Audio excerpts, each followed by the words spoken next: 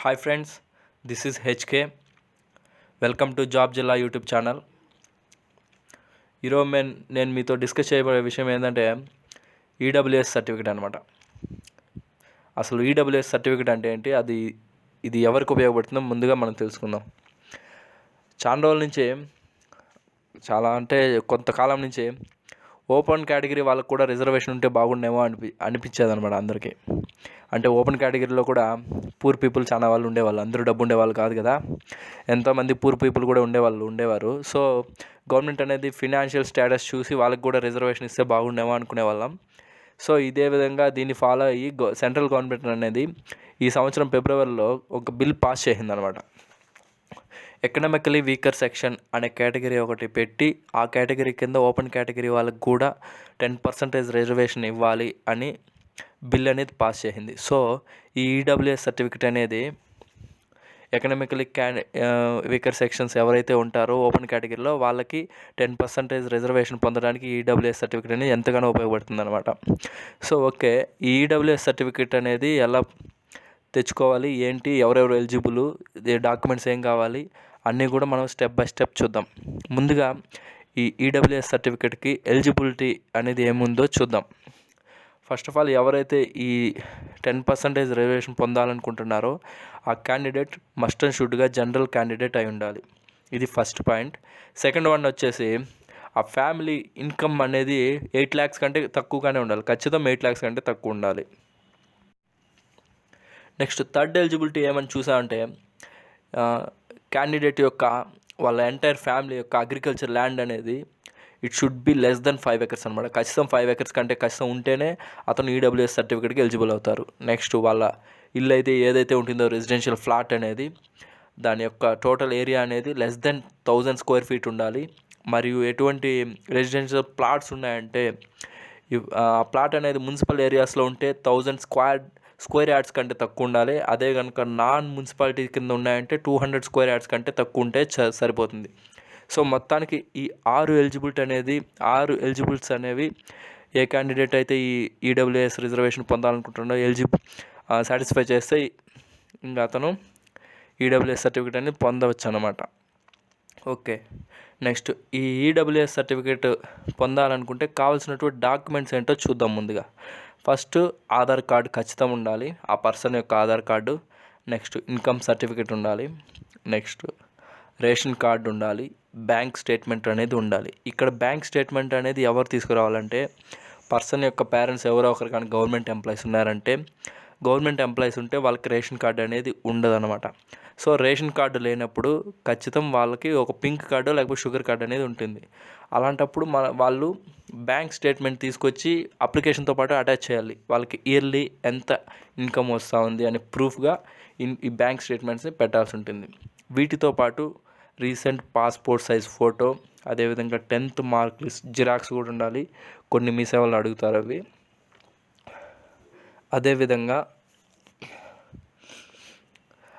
Affidavit అనేది ఒకటి తీసుకురావాలన్నమాట.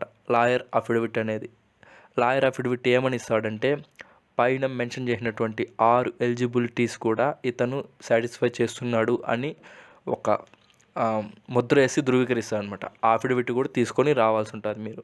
So ఇంతటితో మనం డాక్యుమెంట్స్ అనేది సేకరించుకున్నాం. ఈ డాక్యుమెంట్స్ అనేది సేకరించుకున్న తర్వాత నెక్స్ట్ ఈ సర్టిఫికేట్కి ఎలా అప్లై చేసుకోవాలి అని స్టెప్ బై స్టెప్ చూద్దాం మనం.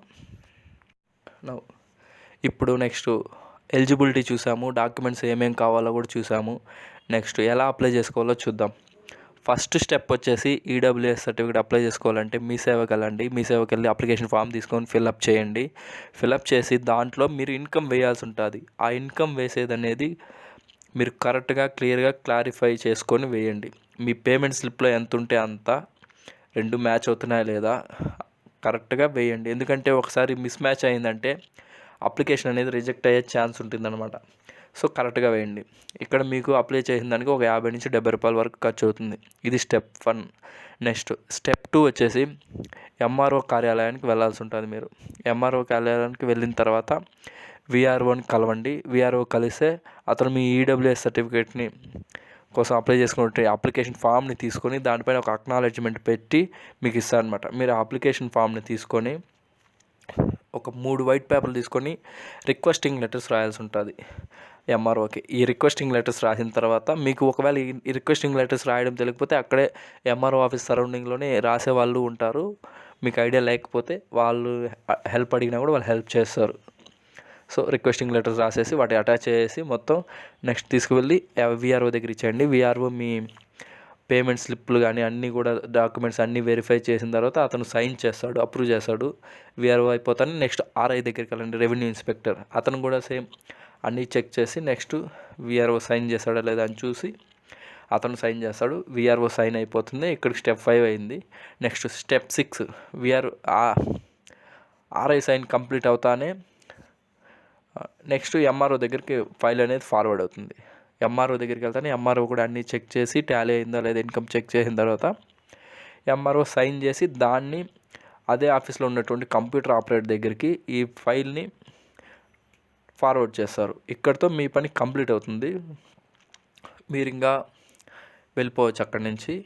ఇంకా కంప్యూటర్ ఆపరేటర్ ఎవరైతే ఉంటారో వాళ్ళు మీ అప్లికేషన్ని మీ సేవా పోర్టల్లో అప్లై చేసిన తర్వాత మీ డీటెయిల్స్ అన్నీ సబ్మిట్ చేసి స్కాన్ డాక్యుమెంట్స్ అన్నీ కూడా సబ్మిట్ చేసిన తర్వాత మీరు అప్లికేషన్ ఫామ్లో ఏదైతే పెట్టుంటారో ఫోన్ నెంబర్, ఆ నెంబర్కి ఒక మెసేజ్ వస్తుంది.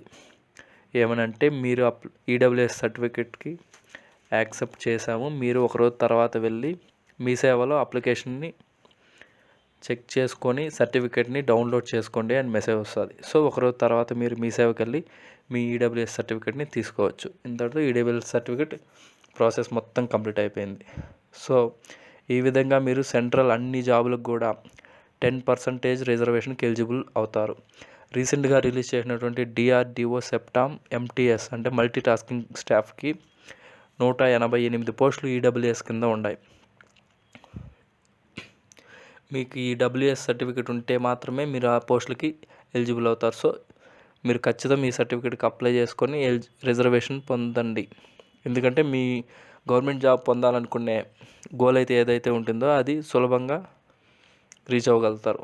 అదేవిధంగా మీకు తెలిసిన వాళ్ళు ఎవరన్నా ఓపెన్ కేటగిరీలో ఉండి ఈడబ్ల్యూఎస్ సర్టిఫికేట్ గురించి తెలియకపోతే వాళ్ళకి ఈ వీడియోని ఫార్వర్డ్ చేయండి, షేర్ చేయండి. వాళ్ళకి ఎంతగానో ఉపయోగపడుతుంది.